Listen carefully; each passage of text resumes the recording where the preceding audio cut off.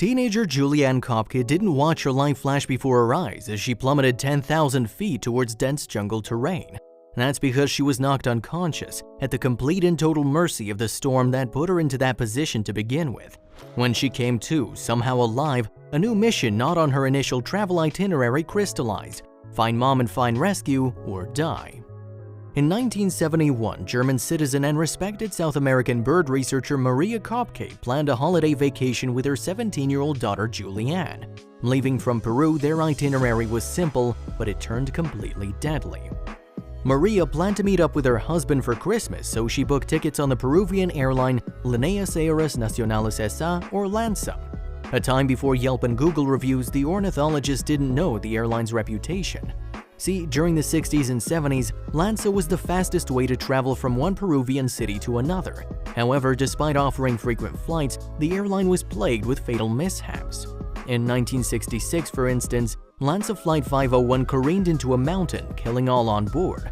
A few years later, LANSA Flight 502 crashed. Of the 100 passengers, only one survived, and the crash took the lives of 2 more people on the ground.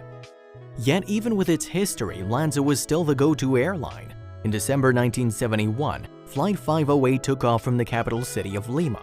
With a small crew and less than 100 passengers, including Maria and Julianne, the takeoff went as planned.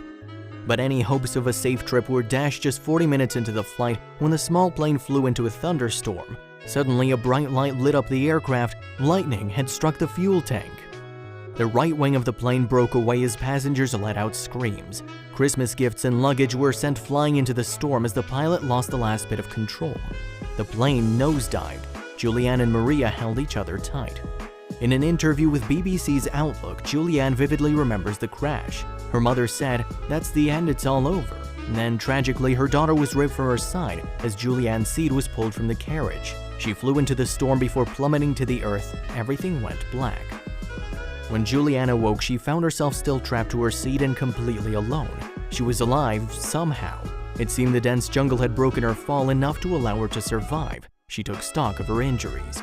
Her collarbone was broken and there were deep wounds along her arms and legs. Even worse, with her glasses lost in the crash, the nearsighted Julianne had to navigate with bad vision. Her first instinct was to locate her mother. Julianne called out, but the only sounds she could hear were that of the jungle. She had to think of a new plan. If she could find help, then maybe they could locate her mother and any other survivors.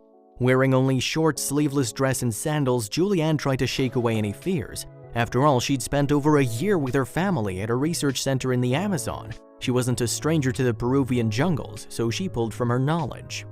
Because her sight was limited, Julianne used her sandal to strike the ground before her in an effort to scare away any dangerous creatures. Half blind, she stumbled into the crash site where she searched for any food or water.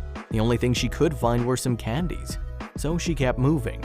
After finding a creek, Julianne stayed in the waters and followed them downstream, a safer approach than staying on land. During the day, the sun burned her. At night, she froze, but she had a strong will to survive. On the 4th day, Julianne recognized the sounds of a king vulture.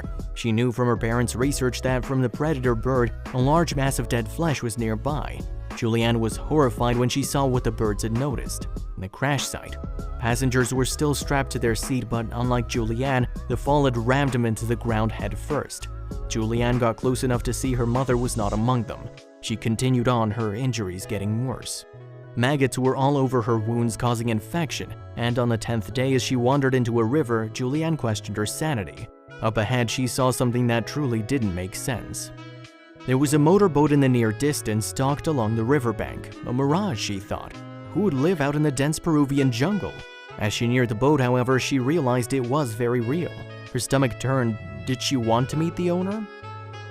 Desperate and nearing death, Julianne investigated.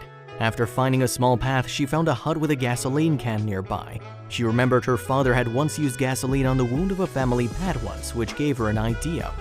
The pain was sharp as Julianne sucked gasoline out of the can and tried to clean her wounds as best as she could. Exhausted, she passed out right there in the hut, unaware she was crashing an occupied home. The next morning, local boatmen discovered her in the hut, bloody, covered in maggots, and smelling like gasoline. They were frightened, believing her to be a water spirit from their folk tales. Weak, Julianne talked to the boatmen in the little Spanish she knew, and thankfully they understood. The men did their best to treat her wounds and after a 7-hour boat ride brought Julianne to a hospital. When she finally saw her father, they hugged in silence. After a rescue party found Maria Kopke's body, Julianne learned her mother had indeed survived the plane crash, but only for a few days. Julianne is still haunted by what her mother's final days must have been like. No one fared well in the Amazon. Julianne kicked her own experience around in her head. Was there something she could have done differently to save her mother? It wasn't until she heard the story of Josef or Yossi Ginsburg that she understood how incredibly lucky she was. Yossi was no ordinary man. Born in Tel Aviv 1959, he traveled the world optimistic, yet unaware he'd encounter a life-or-death situation that never seemed to end. As a young man, he joined the Israeli military. To his delight as a Navy recruit, he not only got to travel out of the country, but he also learned many survival tips, became fit and strong, and saved a lot of money. Eventually, Yossi became inspired to travel to Venezuela by Henry Charrier's book Papillon, an autobiography about being wrongly convicted of murder in France, being imprisoned in French Guiana, and eventually escaping to Venezuela. So Yossi made the trip. While hitchhiking from Venezuela to Colombia to further explore South America, Yossi met a man named Marcus Stam, a teacher from Switzerland. The two traveled together, this time to La Paz, Bolivia. Soon after arriving in La Paz, the two friends went hiking in the Amazonian rainforest. While they planned their trip out to the details, they stumbled upon another eager explorer, Kevin Gale, an American wildlife explorer who couldn't wait to capture the Amazon. Before embarking into the Amazon, an Austrian man named Karl Ruprechter approached Yossi and his friends in La Paz. He claimed he was a geologist off to find a gold quarry and impressed the trio with his knowledge of terrain. They didn't hesitate to follow him into the vast and dangerous wilderness. They started their journey towards the gold quarry in a small village, Asariamas. The locals were kind and welcoming, giving them supplies and also an ominous warning: the jungle holds great peril. But set in their ways, the men didn't heed the warnings. After all, Karl was an expert and they were 4 healthy men with a strong wanderlust. The group trekked into the jungle ready to battle any obstacle. Well, not any obstacle. Marcus Strom, the Swiss teacher, began developing trench foot. As the days went on, the infection became more and more painful. He was slowing the group down and they were running out of food. Karl had a shotgun for hunting game, but the only thing the group could find were monkeys. Eating them felt wrong, but the hikers were starving. Eventually, they grilled their first monkey, but the already weakened Marcus refused to indulge. As Marcus's condition worsened, the group could no longer continue walking to Karl's promised gold quarry.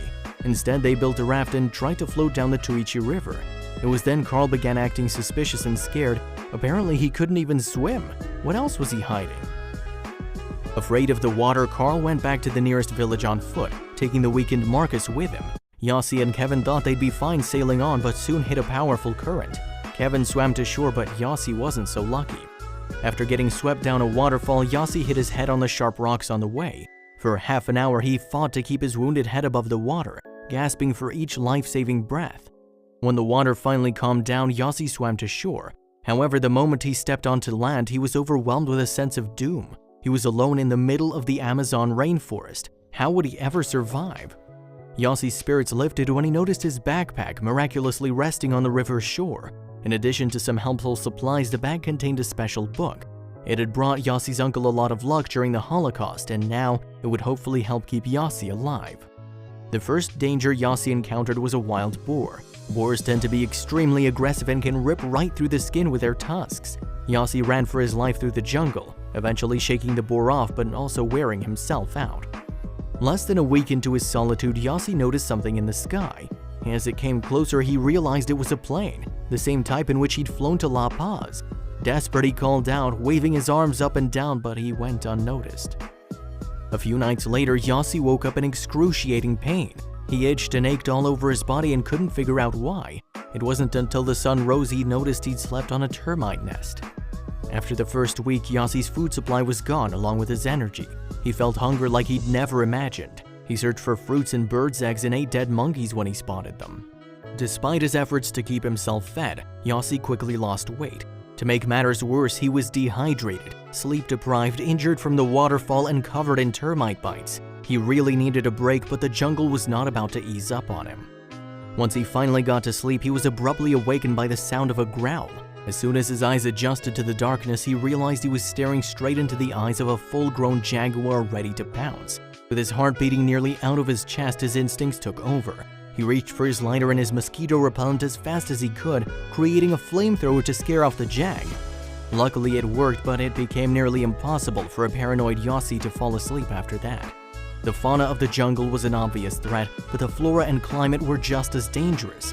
When the foursome had become their hike, the rain season was still 2 weeks away, but now it came pouring down all day long, creating floods and threatening to drown Yossi once again. As Yossi was too busy trying to wade through the knee-deep water, he could no longer watch his step. Before he could correct his mistake, however, he found himself sinking into quicksand. Just when he accepted his fate, the floods moved and he pulled himself out. His socks and shoes had been wet and dirty for too long, and he began to develop a foot infection. To distract himself from the pain so he could keep walking, he did the only thing he could think of. Yossi rolled around on a nest of fire ants, letting them sting him everywhere. Adrenaline shot through his body and he found the strength to keep going. Out of nowhere, he noticed a woman beside him. He couldn't believe his eyes. They spent the next few days in each other's company, her presence reinforcing his will to live, but who was she? Several days later, he woke up without the pain, but also without the mystery woman. Seemed too good to be true, she'd been a hallucination.